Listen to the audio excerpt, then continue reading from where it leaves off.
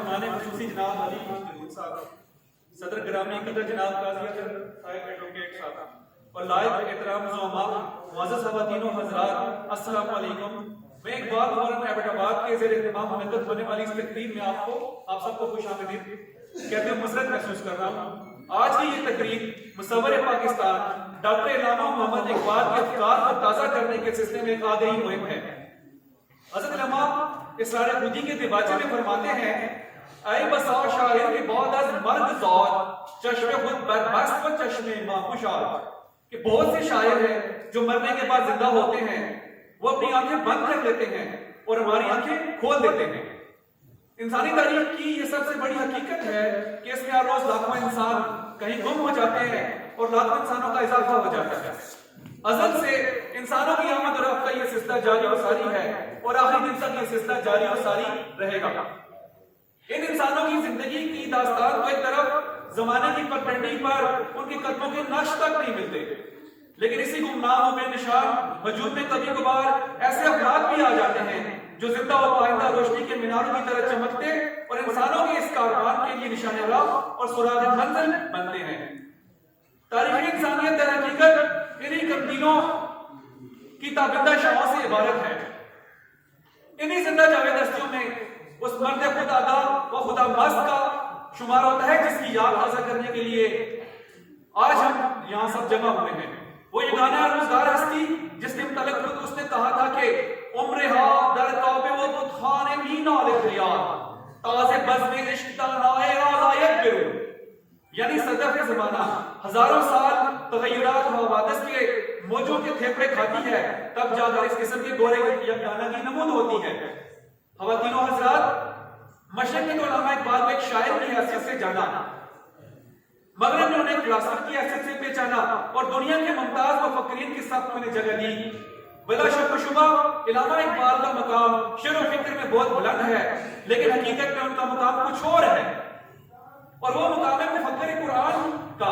یہ علامہ اقبال ہی ہیں جنہوں نے اس کتاب کو جو مقدس غلافوں میں لپٹی ہوئی زینت تاکہ نسیاں ہو رہی تھی، انہوں نے اسے ان غلافوں سے نکالا اور اس کے پیغام حیات بخش کو اس انداز سے عام کیا کہ اس کے بلبلے سے فضا گونج اٹھی۔ اس نے سوئی ہوئی ملت اسلامیہ کو جھنجھوڑا اور کہا، منزل و مقصود قرآن دیگر است، منزل مقصود قرآن دیگر است، رسم و آئین مسلمان دیگر است، کہ قرآن پاک کی منزل و مقصود اور ہے اور آج کل کے مسلمان کا طریقہ اور آئین مختلف ہے۔ انہوں نے کہا کہ کس قدر مقام افسوس ہے کہ بندہ مومن سے قرآن پر نہ ہن در ایاد گونمائے دیدم ندر، خود لسن کیسر و کسرا شکست، خود سرے تخت ملوکیت نشست۔ یہ مسلمان قرآن سے فائدہ نہیں اٹھاتا، اس کے جام میں نہ شراب نہ ترجیح ہے، اس نے خود ہی کیسر و کسرا کا قسم توڑا اور اب خود ہی بادشاہ کے یعنی ملوکیت کے تخت پر بیٹھ گیا۔ انہوں نے اس انقلاب آفرین ضابطہ حیات کا دعویٰ میں کرایا کہ چیست قرآن خواجہ پیغام مرگ دستگیر بندہ بے ساز و برگ، یہ قرآن پاک کیا ہے؟ آقا کے لیے موت کا پیغام اور بے سر و سامان بندے کا دستگیر ہے، یعنی موت کا پیغام ہر نوع غلامی کے لیے، نہ کوئی مغفور وہ خواہ نہ فقیر رہنشی، کرتا ہے گولر کو ہر آلودگی سے پاک صاف، منووں کو مالد و دفتہ بناتا ہے امین۔ اس سے بڑھ کر اور کیا فکر و عمل کا انقلاب، بادشاہوں کی نہیں اللہ کی ہے یہ زمین۔ معزز حاضرین محفل، علامہ اقبال کی فکر کا چشمہ سرچشمہ قرآن ہے۔ انہوں نے جو کچھ کیا وہ قرآن سے لیا۔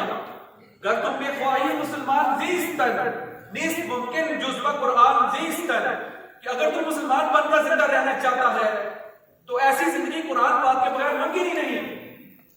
1930 میں انہوں نے اپنے خطبہ الہ آباد میں ایک الگ وطن کا تصور کیا تھا۔ اسی دوران وہ اپنی کتاب جاوید نامہ کی ترتیب و تدوین میں مصروف تھے۔ اس کتاب میں انہوں نے اپنی سیر افلاک کی داستان بیان کی ہے۔ وہ اس سیر میں فلک مریخ میں شہر مرگ دین میں پہنچتے ہیں، اور یاد ہے یہ شہر اور واقعی تصوراتی ہیں۔ مرگ دین کا نام اس عقیدت کی طرف رہنمائی کرتا ہے کہ یہ سرسبز و شاداب بستی کا نام ہے جس کا نظام دین کی بنیادوں پر استوار ہے۔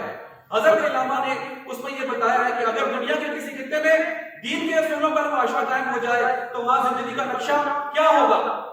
حضرت علامہ نے پاکستان کی تجویز اسی لیے کی تھی کہ یہاں کے رہنے والے مسلمان اپنی زندگی کو قرآنی نظام کے مطابق بسر کر سکے. اس لیے جو کچھ انہوں نے مرگ دین کے متعلق کہا ہے اس سے ان کا مقصود اس پاکستان کا معاشرتی نقشہ تھا جو اس زمانے میں ان کے ذہن میں گردش کر رہا تھا. اس داستان کا عنوان انہوں نے گردش در شہر مرگ دین تجویز کیا تھا. وہ لکھتے ہیں مرگ دین و عمارات بلند، مرگ دین و عمارات بلند منچ کو امزا مقام ارجمن. یہ مرگ دین کی وہ بستی ہے جس سے بڑی بڑی سر پر فلک عبارات میں کیا بتاؤں کہ وہ بستی کیسی ہے اور اس کا مقام کتنا بلند ہے. مختصر یوں سمجھیے کہ ساکنانش در سخن شیری جنوش خوب روئے و نرم ہوئے و صادق پوش، کہ اس میں رہنے والوں کی زبان شہد سے زیادہ میٹھی اور وہ خود نہایت حسین، خوش مزاج اور آزاد کے اعتبار سے بہت نرم اور سادہ.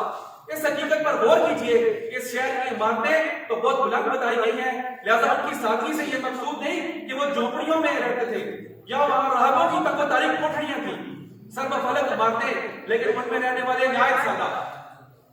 فکر شام میں درد سوز اکتساب راستان کیمیائے آفتاب. وہاں فارغ البالی اور مرفوع حالی کی کیفیت یہ ہے کہ انہیں اکتساب معاش کے لیے کسی قسم کی کوئی پریشانی نہیں اٹھانی پڑتی. یہ نہیں کہ وہ محض روٹی کے لیے مارے پھر رہے ہوں اور ان کی ساری زندگی انہیں مشقتوں اور مصیبتوں میں بسر ہو جائے. ان کے دماغ معاش کی فکر سے بالکل آزاد اور اس کے لیے انہیں جانتا مشقتیں نہیں اٹھانی پڑتی. حضرت علامہ نے مرگ دین کا یہ نقشہ پیش کیا ہے کہ اس میں فکر شام میں درد و سوز اکتساب، لیکن اس کے یہ معنی نہیں کہ وہ زمانے قبل از تاریخ کی زندگی بسر کر رہے ہیں کہ جس میں نہ تہذیب تھی، نہ تمدن، نہ علم تھا، نہ سائنس، بلکہ ان کی کیفیت یہ ہے کہ رازدان کیمیائے آفتاب، کہ وہ یہ زمین تو ایک طرف سورج کے اندر چھپی ہوئی قوتوں سے بھی واقف ہیں اور ان کا سارا کاروبار اسی توانائی یعنی انرجی کے زور پر چلتا ہے جسے وہ آفتاب سے حاصل کرتے ہیں. ہر کے فائق سیم و زر گیرت سے نور جو نمک گیرین ما از آبشور، کہ ان میں سے جس کسی کو چاندی یا سونے کی ضرورت ہوتی ہے تو وہ آفتاب کی روشنی سے پوری کر لیتا ہے. جس طرح ہم سمندر کے پانی سے نمک نکال لیتے ہیں لیکن وہاں چاندی اور سونے کی ضرورت سکوں کے طور پر استعمال کرنے کی نہیں پڑتی.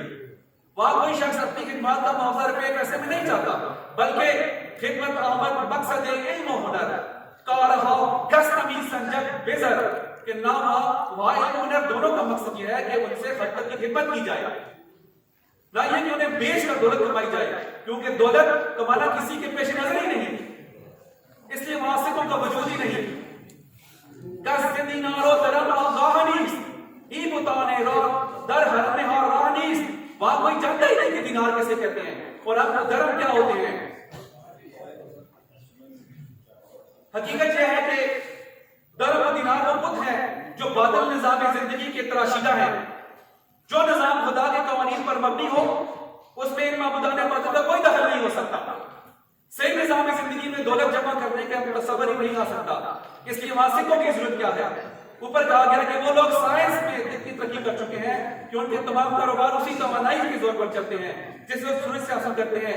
اس کا نتیجہ یہ ہے کہ ہر طبیعت بے معاشی چیرے نیست آسمان ہاں از دخان تیرے نیست. نہ صرف یہ کہ ان کی فضا مشینوں کے دھوئیں سے پاک صاف ہے بلکہ ان کی طبیعتوں پر ان کی غلط تک کوئی اثر نہیں. سب کش دہقان چراغش روشن است از نہابے دے خدایا ایمن است، کہ وہاں کا کسان بہت محنتی ہے لیکن اس کی محنت مجبوری کی نہیں، وہ اپنی خوشی سے محنت کرتا ہے اور بہت مرفوع الحال ہے. اس کے گھر میں خوشی کے چراغ جلتے ہیں کیونکہ وہاں زمیندار مالک نہیں، اوش کاشتکار سے زمین میں کھیتی نہیں کرتا بلکہ جو بوئے وہی کھائے کا انداز ہے. کشت و کارش بے نزا آب جوز حاصلش بے کا پیشن کدے غیر موز، کہ وہاں پرانی اور پانی کی فراوانی ہے اور وہاں کا کسان اپنی محنت کا اصول کا آپ مالک ہے، اسے کوئی لوٹنے کسوٹنے والا نہیں. یہ تو رہی معاشی زندگی. جہاں تک سیاسی زندگی کا تعلق ہے، اندر عالم نہ لشکر نے کشوں نے کسے روزی خود را از کشت ہوں، کہ شہر مرمدین میں کوئی مستقل فوج نہیں. حقیقت یہ ہے کہ اگر دنیا سے قومیتوں کے تنگ دائروں کو مٹا دیا جائے اور ذاتی ملکیت کے نظام میں باتوں کو ختم کر دیا جائے اور تمام نوع انسانی کو ایک گھرانے کی طرح زندگی بسر کرنے دیا جائے تو دنیا میں نہ فوجوں کی ضرورت باقی ہے نہ سامان حرب و زر کی، جو نظام قرآن کی بنیادوں پر قائم ہوگا. اس میں بلاخر یہی کیفیت پیدا ہو جائے گی. یہ تو رہا اہل صحت کا حال. باقی رہے اہل قلم سو لے قلم در مرغ دین غیرت کرو، اسفن تحریر و تشہیر کرو کہ مرغدین میں تحریر نے فن کی شکل اختیار نہیں کر رکھی، نہ ہی وہاں تعلیم سے جھوٹ کو عام کیا جاتا ہے، وہاں قلم سے صرف حق پر مبنی امور کی نشر و اشاعت سے کام لیا جاتا ہے جس سے مقصود ذاتی نفع نہ ہو، لہذا وہاں کے اخبارات اور تصنیفات نوع انسانی کی خدمت کا باعث ہیں، نہ کہ جھوٹ کو پھیلا کر فروغ حاصل کرنے کا ذریعہ۔ نے بے بازاران سے بے کارا فروش نے صدا آئے بدایاں درد گوش، کہ ہمارے وقت معاشرے میں ان لوگوں کا ایک مستقل طبقہ ہوتا ہے جنہیں کام نہیں ملتا، یا جو کام کیے بغیر دوسروں کی محنت پر جیتے ہیں، جو لوگ کام کاج میں مصروف رہتے ہیں انہیں اس کی فرصت ہی نہیں ہوتی کہ وہ ہنگامے برپا کرتے پھرے، اس لیے مرد دین میں ہنگاموں کا شور کہیں سنائی نہیں دیتا جنہیں ہمارے یہاں بیکار لوگ برپا کرتے ہیں، نہ ہی وہاں کوئی مگر نظر آتا ہے جس کی آواز کانوں کا درد بنے۔ یہ تو تھا وہ نقشہ جو اقبال نے اپنی آنکھوں سے دیکھا تھا۔ اس کے بعد حکیم ملیک نے ایک فکرے میں یہ بتا دیا کہ مرد دین کے معاشرے کا ماصل کیا ہے۔ کس دری جا سائل و محروم نیست، کس دری جا سائل و محروم نیست، اب تو مولا حاکم و محکوم نیست، کہ اس نے کہا کہ ہمارے یہاں کوئی شخص اپنی ضروریات زندگی سے محروم نہیں رہتا، اس لیے کوئی کسی کا محتاج نہیں ہوتا، اور جب کوئی کسی کا محتاج نہیں ہوتا تو پھر نہ کوئی کسی کا غلام ہوتا ہے اور نہ کوئی غلاموں کا آقا، حتیٰ کہ نہ یہاں کوئی حاکم ہے اور نہ محکوم۔ خدا نے جو غیر متبدل قوانین عطا فرمائے ہیں سب اسی کے تابع زندگی بسر کرتے ہیں، اور کوئی انسان کسی انسان پر حکومت نہیں کرتا۔ یہی قرآن تعلیم کا مقصود اور یہی اسلامی دستور و آئین کا حاصل و لبے لباب ہے۔ یہ ہے نقشہ عزیزان من اس معاشرے کا جس کے لیے حضرت علامہ چاہتے تھے کہ مسلمانوں کو ہندوستان میں ایک خطہ زمین مل جائے۔ ان کے ذہن میں نقشہ یہ تھا کہ اس خطہ زمین میں مسلمان قرآن آئین کے مطابق معاشرہ قائم کریں۔ اس خطہ زمین میں اور اس معاشرے کی کیا ترجیح ہو کہ جس نے مرغدین کے معاشرے کے نام سے تعبیر کر کے جاوید نامہ میں پیش کر دیا۔ میرا سوال یہ ہے کہ کیا میں پاکستان کے اتنا عرصہ گزر جانے کے باوجود کیا ہم مصور پاکستان کے تصور کے عین مطابق اس مملکت کو ایک دن بھی چلا پائے ہیں؟ تو میرا خیال یہ ہے کہ آپ سب کو وہ جواب نفی میں ہوگا جس طرح قریشی صاحب نے فرمایا، اور ہم سب کے لیے لمحہ فکریہ ہے۔ والسلام۔